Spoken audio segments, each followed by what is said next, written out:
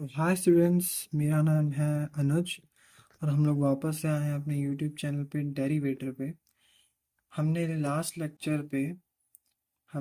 Lecture में कुछ कुछ क्वेश्चंस एक क्वेश्चन किया था और हमने कुछ बेसिक चीज़ें जानी थी केमिस्ट्री की, जिनमें से हमने पढ़ा था पहले मैटर, फिर उनके कैरेक्टरिस्टिक्स, फिर इंटरकन्वर्टिबल ऑफ स्टेट्स, ये सभी चीज़ें, और मिक्सचर के बारे में पढ़ा था। मिक्सचर कितने टाइप्स के होते हैं, होमोजीनियस, हेट्रोजीनियस। फिर हमने पढ़ा एलिमेंट्स किसे कहते हैं, मॉलिक्यूल्स किसे कहते हैं। फिर हम लोगों ने देखा कंपाउंड्स किसे कहते हैं, एलोट्रॉप्स किसे कहते हैं।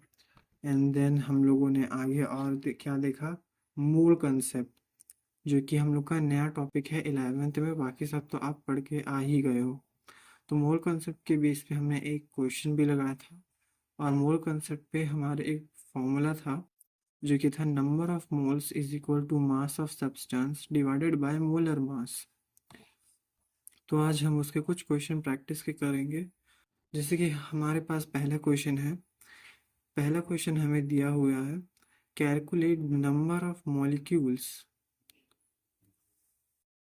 फाइंड करना है, और हमें दिया है कितना वेट है CO2 का। इसमें हमें CO2 का कंसंट्रेशन दे दिया है कि कितना ज़्यादा है, और हमें नंबर ऑफ मॉलिक्यूल्स फाइंड करना है। ओके, हम कैसे फाइंड करेंगे? तो हम लोगों को सबसे पहले इसके लिए मोल्स फाइंड आउट करने पड़ेंगे, एंड देन मोल्स पता लगते ही हम लोग मोल्स में इनटू कर देंगे 6.022 इंटू 10⁻23, जिससे कि हमारे पास आ जाएगा मॉलिक्यूल्स। तो चलो करते हैं। तो हम लोग पहले क्या लिखेंगे,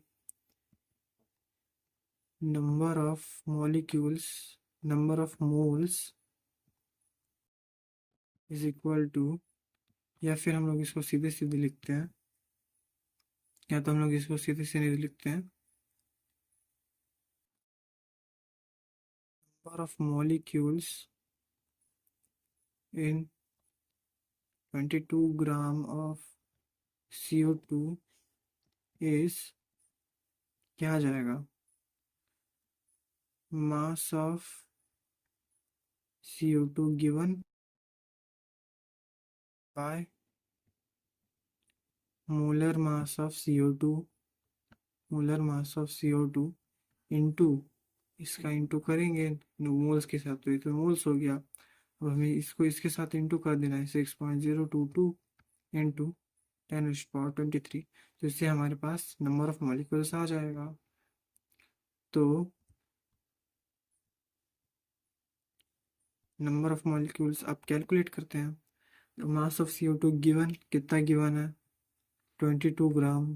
तो 22 ऊपर, मोलर मास कैसे निकालते हैं, मैंने लास्ट वीडियो में दिखाया था। CO2 कार्बन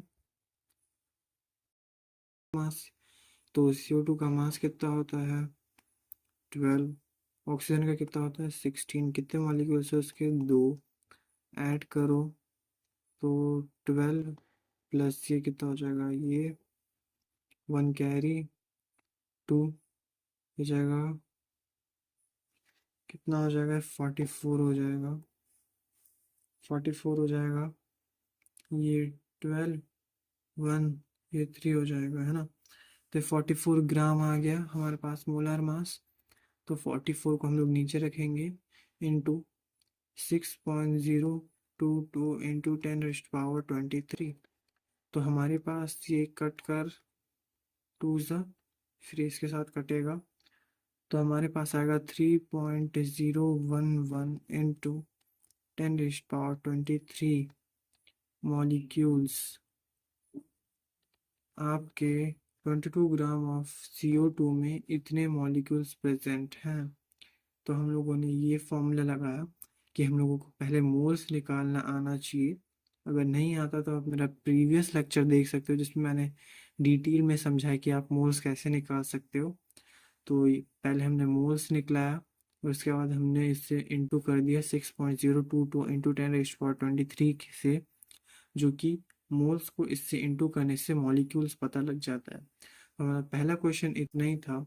हम लोग नेक्स्ट क्वेश्चन में बढ़ते हैं। नेक्स्ट क्वेश्चन काफ़ी ट्रिकी सा है और इसमें कुछ एग्जाम में आने के भी चांसेस होते हैं। तो क्वेश्चन कह रहा है हमसे, which has more number of atoms. More number of atoms, more number of atom से क्या पता चलता है कि कितने मॉलिक्यूल्स। सिंपल ये पूछ रहा है कि इन दोनों में से किसके पास ज़्यादा नंबर ऑफ एटम्स प्रेजेंट है, 1 ग्राम ऑफ सोडियम या 1 ग्राम ऑफ मैग्नीशियम। इन दोनों में से किसके पास ज़्यादा एटम्स हैं, नंबर ऑफ एटम्स।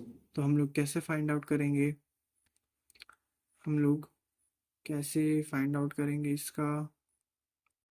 तो हमें नंबर ऑफ मोलिक्यूल्स निकालना पड़ेगा। ठीक है, तो हमारा क्वेश्चन हमसे ये पूछ रहा है कि इन दोनों एटम्स में से किसके पास ज़्यादा नंबर ऑफ एटम्स है। तो हम लोगों को पहले मॉलिक्यूल्स निकालना पड़ेगा और मॉलिक्यूल्स हम मैच करेंगे। जिसके मॉलिक्यूल ज़्यादा हैं हमें, तो हम बता देंगे कि hence this atom has more number of atoms than this. तो पहले हम क्या करेंगे, हम पहले सोडियम का मॉलिक्यूल्स फाइंड आउट करेंगे। फॉर सोडियम मॉलिक्यूल्स निकालने के लिए 6.022 इंटू 10⁻23 मास गिवन कितना है 1 अपॉन में मॉलिकुलर मास, सोडियम का मास होता है 23। और यहाँ पर भी हम लोग सेम लिखेंगे फॉर मैग्नीशियम। मैग्नीशियम का कितना मास गिवन है 1022 इंटू 10⁻23 और 1 इसका मास गिवन है और मोलर मास होता है इसका 24। अब आप खुद बताओ, अब इतना आप खुद देखकर पहचान सकते हो कि जिसका डिनोमिनेटर बड़ा है उसका वैल्यू छोटा आएगा। यहाँ पर 23 ज़्यादा बड़ा ना छोटा नंबर है as compared to 24। 24 is greater than 23। So जब 24 इससे डिवाइड होगा तो ऑब्वियसली छोटा नंबर आएगा, और जब 23 इससे डिवाइड होगा तब ज़्यादा नंबर आएगा as compared to this. So हम बिना डिवाइड किए भी ये जान गए कि magnesium is more amount as compared to sodium is more amount than magnesium. तो अगर हम लोग इसको डिवाइड करेंगे तो आंसर हमारे पास क्या आएगा, 2.618 इंटू 10⁻22। और अगर हम इसको जब इससे डिवाइड करेंगे तो ऑब्वियसली इसका नंबर छोटा आना चाहिए इससे। So we got 2.509 into 10⁻22 atoms.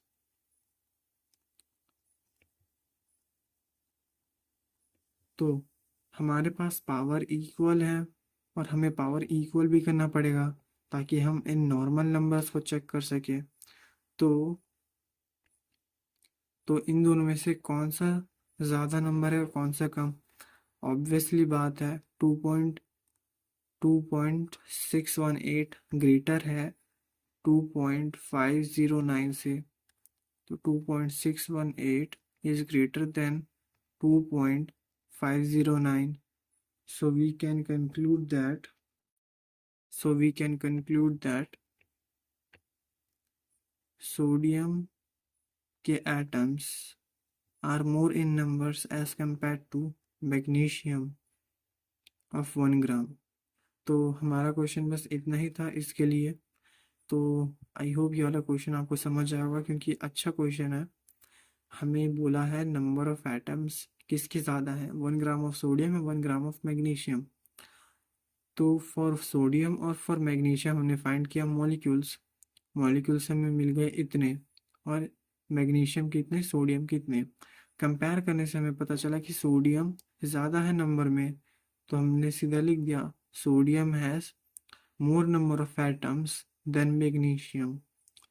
So let's move on the next question. Next question हमसे कह रहा है calculate the number of moles calculate the number of moles in 160 gram of methane. हमें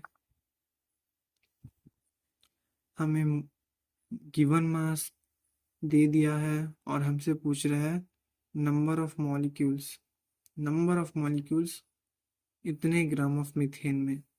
तो हमारे पास फॉर्मूला है, सीधे सीधे हम पुट करेंगे। तो आपको अगर फॉर्मेलिटी लिखना अगर एग्जाम में आता तो आप ऐसे सीधे नहीं लिखोगे, आप फॉर्मेलिटी लिखोगे गिवन, फाइंड और फिर प्रोसीजर में। तो हम सीधे सीधे करेंगे। तो हमारे पास तो पहले हमको मास ऑफ मीथेन निकालना पड़ेगा। मीथेन का फॉर्मूला होता है CH4। ये ऑर्गेनिक में है जो कि मैं करवाऊंगा आपको। तो CH4 कार्बन का कितना होता है 12 प्लस 4 हाइड्रोजन का, तो ये जाएगा कितना 16 ग्राम ऑफ मीथेन। ये आ गया उसका मोलार मास। तो अब नंबर ऑफ मोल्स के लिए हम लोग क्या करते हैं, number of moles is equal to mass given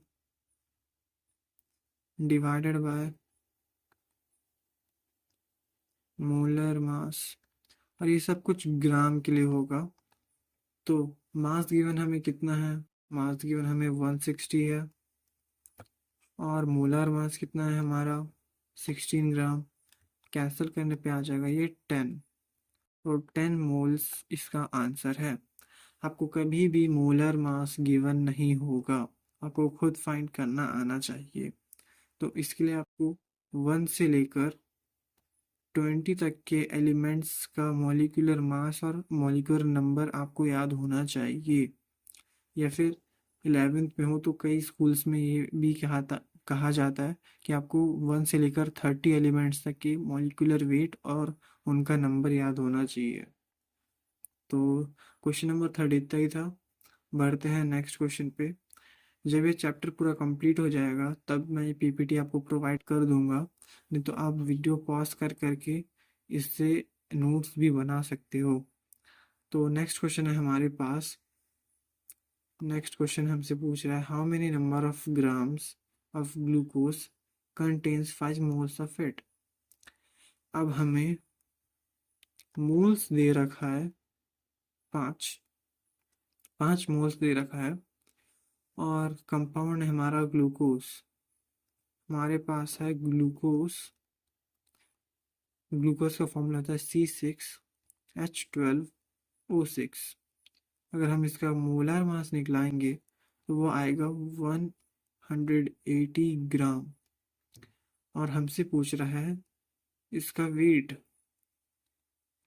it means ये हमसे गिवन मास पूछ रहा है, गिवन मास पूछ रहा है जिसे मैं एक्स से डिनोट करूंगा अभी।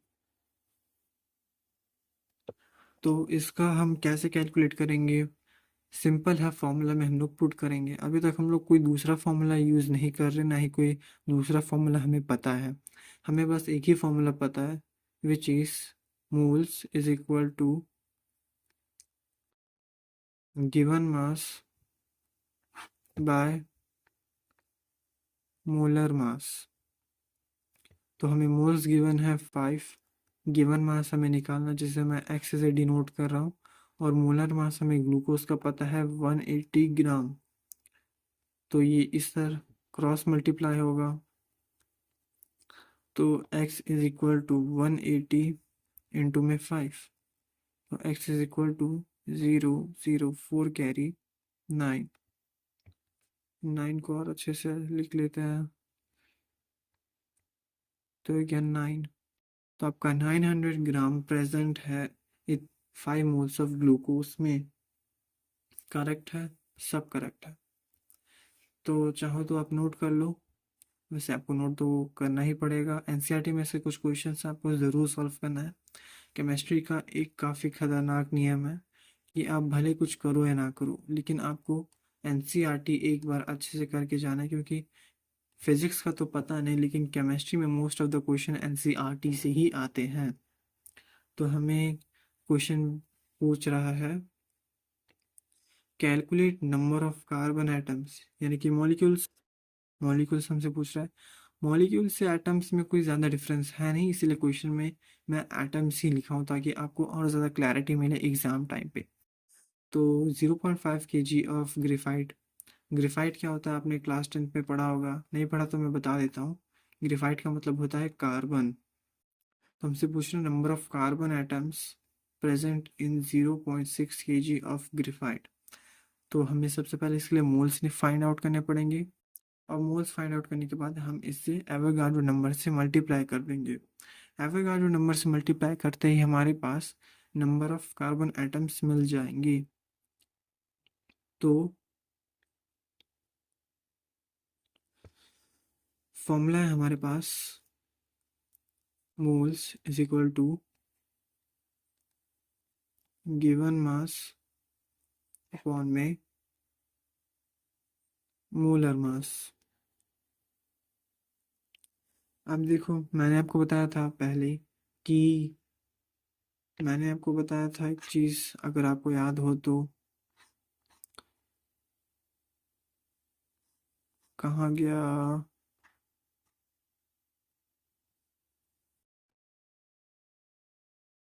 कॉन्सेप्ट में, हाँ, कि गिवन मास को हमें किस में लेना है, ग्राम में लेना है। हमें ग्राम में इसको लेना है, और हमें क्वेश्चन में हमें दिया है केजी में। तो केजी को ग्राम में कन्वर्ट करने के लिए हम लोग किससे मल्टीप्लाई करते हैं, विथ 1000। तो 0.6 इंटू में 1000 करेंगे तो हमारे पास आएगा 600 ग्राम। तो गिवन मास है हमारे पास 600। मोलर मास कार्बन का कितना होता है, 12। तो सिंपली मैं यहाँ लिख दूंगा 12, और मल्टीप्ल और डिवाइड करने से हमारे पास आ जाएगा 50 ग्राम, 50 मोल्स आई थिंक। ग्राम से ग्राम कैंसिल, तो 50 मोल्स प्रेजेंट हैं 0.6 kg ऑफ ग्रेफाइट में। अब हमें पूछा है नंबर ऑफ कार्बन एटम्स, तो हम इससे सिंपली एवोगाड्रो नंबर से मल्टीप्लाई कर देंगे। मल्टीप्लाई करने से एवोगाड्रो नंबर की वैल्यू क्या होती है आपको याद हो तो 0.6.022 इंटू 10⁻23। तो मल्टीप्लाई करते ही हमारे पास आ जाएगा 30.115 इंटू 10⁻23। तो ये है आपका फाइनली आंसर। तो आई होप आप लोगों को काफ़ी मज़ा आ रहा होगा सीरीज़ में, और कुछ नई चीज़ जानने की कुछ नया जानने को मिल रहा होगा। तो प्लीज़ सब्सक्राइब करना। नेक्स्ट क्लास में हम लोग सीखेंगे स्टोशियोमेट्री और लिमिटिंग रिएजेंट, और उसके ऊपर कुछ क्वेश्चन करेंगे, और फिर हम लोग सॉल्यूशन पे जाएंगे जिसमें मास परसेंटेज, वॉल्यूम परसेंटेज, ऐसी कुछ कुछ चीज़ें हैं, मोलैरिटी जिसे हम कवर करेंगे नेक्स्ट वीडियो में। तो नेक्स्ट वीडियो फाइनल वीडियो होगा, फिर इस चैप्टर को हम लोग फिनिश कर रहे होंगे। क्वेश्चन प्रैक्टिस के लिए मैं एक दूसरा वीडियो बना दूंगा। ये चैप्टर कंप्लीट होते ही मैं फिजिक्स का फर्स्ट चैप्टर शुरू कर दूंगा जिसका नाम है यूनिट एंड मेजरमेंट।